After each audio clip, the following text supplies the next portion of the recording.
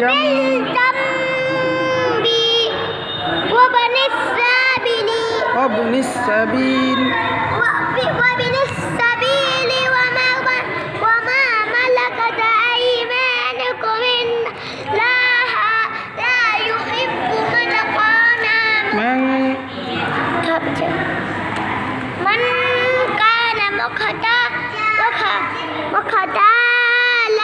बैठो आराम से فخور الذين يبخلون ويأمرون الناس فضله بالبخل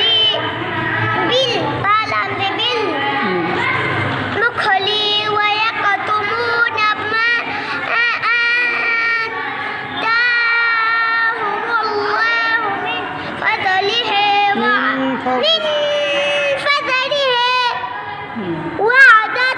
وأعتدنا للكافرين عذابا مهينا والذين ينفقون أموالهم رئاء الناس ولا يؤمنون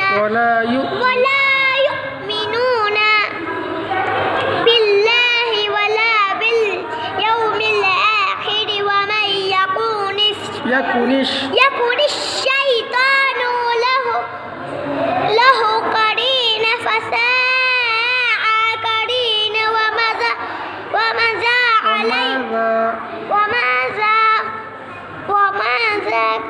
وماذا عليهم لو آمنوا بالله واليوم الآخر وأنفقوا مما السبيل والله أعلم.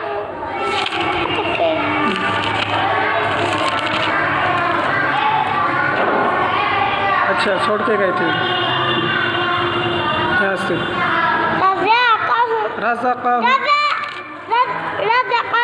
الله وكان الله بهم عليما.